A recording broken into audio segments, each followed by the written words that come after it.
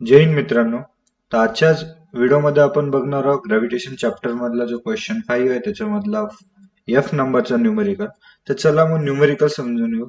काय म्हणते बघा, the masses of earth and moon are 6 into 10 to the power 24 kg and 7.4 into 10 to the power 22 kg respectively. Okay, so here is a earth, okay, and here is also a moon.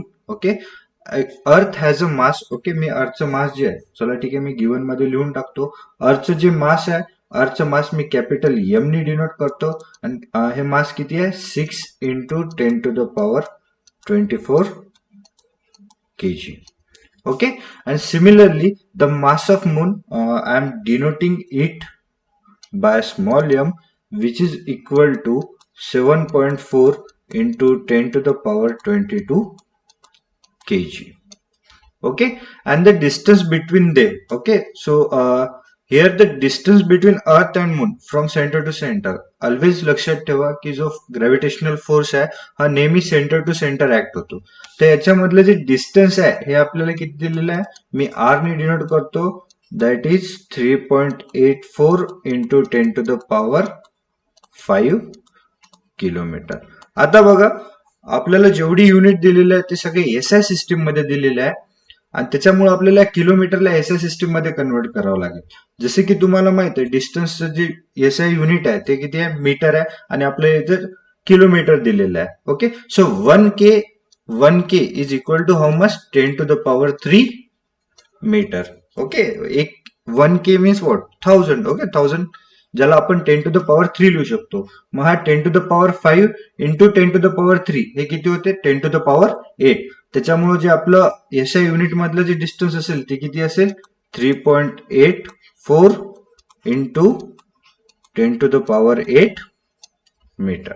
Okay, अजून आपल्याला काय दिलेलं आहे? Gravitational constant दिलेला आहे. Gravitational constant किती आहे? 6.7 into 10 to the power -11 newton metre square per KG square.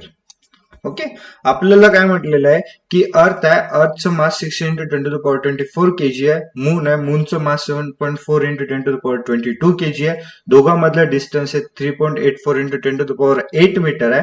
आणि आपल्याला त्यांच्यामधला force, gravitational force of attraction calculate करायला सांगितलं. So we have to find, okay, to find gravitational force of attraction. Okay, तर याच्यासाठी आपल्याला सरळ सरळ फॉर्म्युला आहे. आपल्याला काय म्हणते, जास्त दिमागावर ताण देण्याची गरज नाही. आपल्याला फॉर्म्युला काय? F is equal to capital G product of their masses divided by square of distance between them. Okay, मग चला या फॉर्म्युला मध्ये जे आहे ते आपण व्हॅल्यू पुटअप करून टाकू. तर जी ची व्हॅल्यू किती आहे? 6.7 into 10 to the power -11 into अर्थच्या मासची व्हॅल्यू किती आहे? 6 into 10 to the power 24 kg into मूनचं मास किती आहे? 7.4 into 10 to the power 22 kg divided by square of distance between them. Okay, 3.84 into 10 to the power 8 whole square. आता बघा, हे जे कॅल्क्युलेशन आहे हे थोडंसं किचकट आहे. ओके, त्याच्यामुळे आपल्याला आता जसे की आपल्याला एक्झाम मध्ये ना लॉग टेबल वापरण्याची परमिशन आहे, ना कॅल्क्युलेटर वापरण्याची परमिशन आहे. त्याच्यामुळे आपल्याला सिंपल कॅल्क्युलेशन करूनच काय म्हणते याचा आन्सर काढावा लागेल. ओके, तुम्हाला दिसताशनी भलेही हे कॅल्क्युलेशन खूप कॉम्प्लेक्स वाटत असलं तरी खूप सिंपल कॅल्क्युलेशन आहे. आपण खूप स्मार्टली काय म्हणते हे कॅल्क्युलेशन करू शकतो. तर चला ठीक आहे, आपण बघू काय म्हणते जे पॉवर्स आहेत. ओके, पॉवर्सचे आपण काय म्हणते वेगळं कॅल्क्युलेशन असते, आणि जे नंबर्स दिलेले आहेत त्या नंबरचे वेगळे कॅल्क्युलेशन असते. तर आपण पॉवर्स एका साईडला घेऊन जाऊ आणि काय म्हणते जे नॉर्मल नंबर्स आहेत त्यांना आपण एका साईडला घेऊन जाऊ. तर काय भेटते? 6.7 into 6 into 7.4. आता तुम्हाला माहिती आहे, जेव्हा आपल्याला पॉवरचं कॅल्क्युलेशन करावं लागतं तर जो बेस आहे हा बेस सगळ्यांचा सेम आहे, दॅट इज 10. ओके, मग जी पॉवर असणार, पॉवरची काय होणार? ऍडिशन, आणि जर साईन डिफरंट असेल तर काय होणार? सबस्ट्रॅक्शन. ओके, तर मग इथे काय होईल? 10 to the power 24 into 10 to the power 22. तर आपण सरळ 10 इथं आपण तसंच लिहिणार, आणि पॉवरची काय करणार? ऍडिशन करणार, that is 24 plus 22, that is 46 into 10 to the power minus 11. Okay,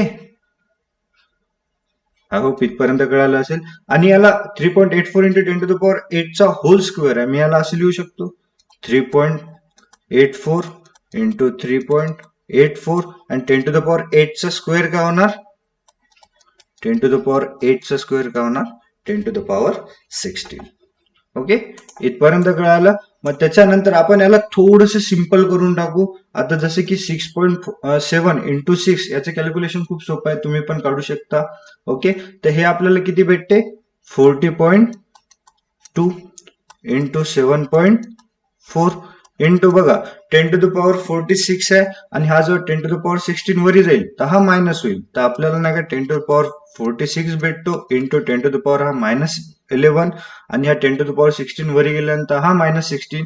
त्या दोघांचे किती होते, 10 to the power minus 11 into 10 to the power minus 16 that is 10 to the power minus 27 upon हे जसे तसं 3.84 इंटू 3.84.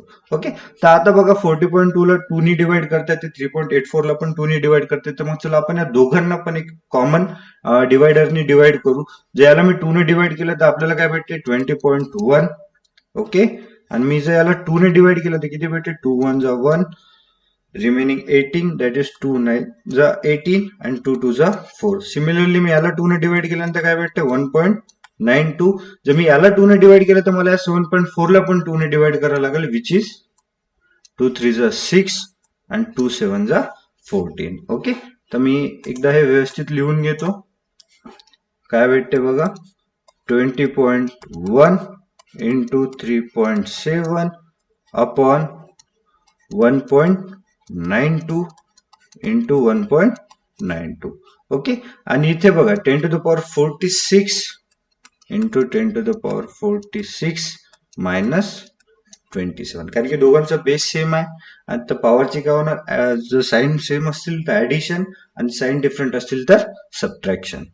ओके, इथपर्यंत कळेल. आता बघा अगेन हे कॅल्क्युलेशन थोडंसं हार्ड आहे, तर मग याला आपल्याला काय करावं लागेल, पॉईंटची ऍडजस्टमेंट करावी लागेल. तर आपण पॉईंटची ऍडजस्टमेंट कशी करतो, जर आपल्याला नाही का पूर्ण पॉईंट काढून टाकायचे असतील. ओके, आता 20.1 मधला जर आपल्याला पॉईंट काढून टाकायचं असेल आणि त्याला 2 डिजिट पर्यंतच लिमिटेड ठेवायचं असेल तर आपण काय करतो, 20.1 मधला 1 बघतो. हा जर 1 5 किंवा 5 पेक्षा ग्रेटर असेल तर आपण त्याच्या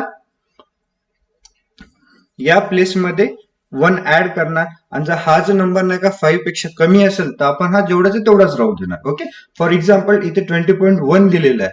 आता हा जो 1 आहे हा 5 पेक्षा कमी आहे, म्हणून मी इथे काय लिहितो, फक्त 20 इंटू 3.7. ओके, 3.7 मधला 7 काय 5 पेक्षा ग्रेटर आहे, म्हणून मी काय करतो याच्यामध्ये एक ऍड करतो. तर हे किती, एक 3 मध्ये 1 ऍड केल्यानंतर किती भेटते 4. सिमिलरली 1.92 मला नाही का पॉईंट काढून टाकायचं आहे, तर हे 9 किती आहे 5 पेक्षा ग्रेट आहे, म्हणून मला 1 मध्ये काय करावं लागणार आहे, ऍड करावं लागणार. ठीक आहे, आणि सिमिलरली 1.92 साठी पण तेवढंच. ओके, आता हा 4 आणि हा 4 काय होऊन जाणार, कॅन्सल. आणि ऑब्विसली इथं काय 10 टू द पॉवर 19. ओके, तर हा 4 कॅन्सल झाला, मग उरलं काय 20 इंटू 10 टू द पॉवर 19. आणि मला याला अजून सिम्प्लिफाय करायचं असेल तर मी हा जो एक 0 आहे हा या 19 मध्ये ऍड करतो, तर मग मला काय भेटते 2 into 10 to the power 20 newton. Okay, तर हे तुमचं आन्सर राहील. मला माहित आहे हे कॅल्क्युलेशन थोडंसं हार्ड आहे, पण जे की आपल्याला कॅल्क्युलेटर किंवा लॉक टेबलची परमिशन आहे ते आपल्याला असंच काय म्हणतात अप्रॉक्सिमेट आन्सर इथे आपल्याला अपेक्षित आहे, आणि बुक मध्ये पण एवढंच आन्सर दिलेलं आहे. आणि शेवटी please never ever forget to write the conclusion of answer. So here you can write the conclusion as that the force of attraction between earth and moon will be 2 into 10 to the power 20 Newton. Okay, I hope तुम्हाला numerical पूर्णपणे समजलं असेल. तर चला आपण next numerical कडे वळू. Okay, तर आपला जो नेक्स्ट न्यूमेरिकल आहे दॅट इज क्वेश्चन 5 मधला जी. थोडासा कॉम्प्लिकेटेड न्यूमेरिकल आहे, पण मी ट्राय करेल की जेवढं सिम्प्लिफाय करून तुम्हाला सांगता येईल तेवढं सांगण्याचं. ओके, बाकी न्यूमेरिकल समजण्याला खूप सोपं आहे, फक्त कॅल्क्युलेशन मध्ये थोडंसं कॉम्प्लेक्स आहे. ओके, तर आपण थोडंसं स्मार्टली वर्क करून काय म्हणते हे जे कॅल्क्युलेशन आहे थोडंसं सिम्पल करू शकतो. तर चला ठीक आहे, आपण काय म्हणते न्यूमेरिकलला समजून घेऊ. काय म्हणते बघा, the mass of earth is 6 into 10 to the power 24 kg. Okay, अर्थचं मास किती आहे? 6 into 10 to the power 24 kg आहे. Okay, and the distance between the earth and the sun is 1.5 into 10 to the power 11 metre. Okay, या दोघांमधलं जे distance आहे हे किती आहे? 1.5 into 10 to the power 11 metre. Okay, आणि जे की मी आर ने डिनोट केलं. आणि या दोघांमधला जो फोर्स ऑफ अट्रॅक्शन आहे, ठीक आहे, हा जर नाही का 3.5 into 10 to the power 22 newton असेल तर आपल्याला सनचं मास कॅल्क्युलेट करायचं आहे. ओके, तर आपल्याकडे एफ आहे, अर्थचं मास आहे, दोघांमधला डिस्टन्स आहे, ग्रॅव्हिटेशनल कॉन्स्टंट आहे, आपल्याला व्हॅल्यू काय काढायची आहे? That is mass of the sun, जे की मी कॅपिटल एम ने डिनोट केलं. ओके, मग आपल्याला we have the formula. Okay, we have the formula that is F is equal to G capital M small M upon R square. Okay, मग आपण चला व्हॅल्यू टाकून देऊ.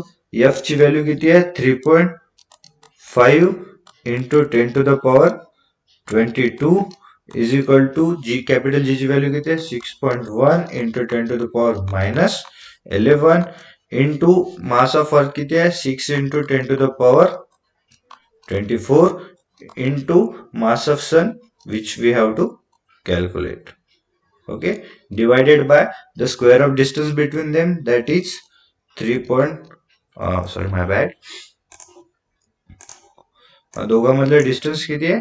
1.5 into 10 to the power 11. Okay, 1.5 into 10 to the power 11 whole square. Okay, इथपर्यंत कळालं.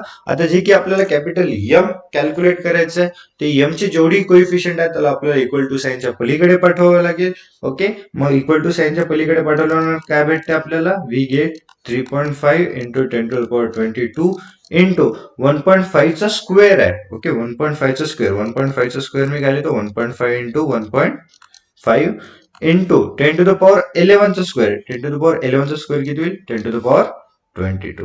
Okay, divided by 6.7 into 6 into 10 to the power 24 into 10 to the power minus 11. म्हणजे इथं काय होणार? 10 to the power 24 minus 11 is equal to 0.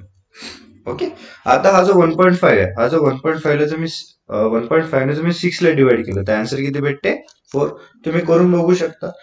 Okay, 1.5 म्हणजे काय? 15 आहे आणि 6 ला मी काय 60 कन्सिडर करतो. ओके, तर मग 15 4 जा 60. ओके, तर आपल्याकडे एक पॉईंट कमी आहे म्हणून इथं 6 मध्ये पण एक पॉईंट कमी आहे, म्हणून 1.5 ला जर आपण 6 ने डिवाइड केलं तर किती भेटते आपल्याला? 4 भेटते. ओके, तर आपण मी याला अजून थोडस सिम्प्लिफाय करून लिहितो. ओके, मग आपल्याला काय भेटते?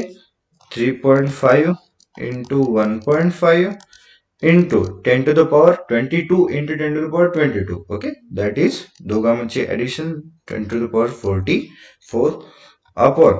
आता हा जो 6.7 आहे, ओके, हा जो 7 आहे हा 5 पेक्षा ग्रेटर आहे म्हणून मी 6 मध्ये काय करतो? एक ऍड करतो. ऍड केल्यानंतर काय भेटतं मला? 7 इंटू 4 आणि 10 टू द पॉवर 24 मायनस 11 हे किती होते? 10 to the power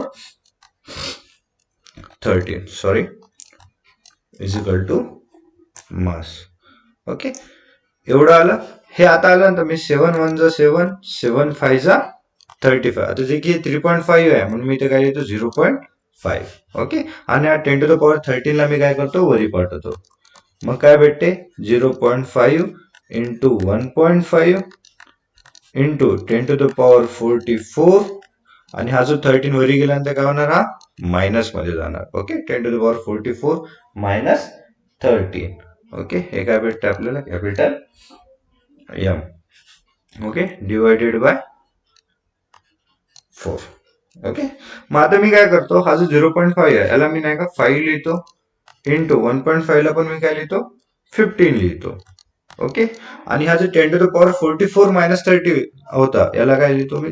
10 to the power 31 into, आता ह्याचे 2 पॉईंट आपण इथे ऍड केले, हे पण आपल्याला लिहावं लागेल. आता आपण हे लेफ्ट साइडला ऍड केले म्हणून आपण मायनस घेऊ. 10 to the power minus 2 upon 4 is equal to M.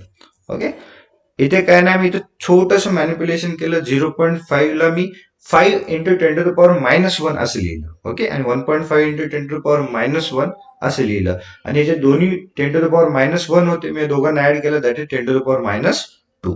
Okay, मग इथं काय भेटते आपल्याला, 15 that is 75 upon 4 into 10 to the power 31 -2 that is 10 to the power 29 is equal to m. Okay, आता जर मी याला काय म्हणते 4 ने 75 ला डिवाइड केलं तर मला समथिंग 1.86 समथिंग आन्सर भेटते. ओके, सॉरी, माय बॅड. तुम्ही स्वतः डिवाइड करून बघू शकता. ओके, जसं मी इथे डिवाइड करतो, 4 1 जा 4. ओके, रिमेनिंग 3 तर 35 होते. 4 8 जा 35, 4 8 जा 32, remaining is 3 again, so 4 6 are 24.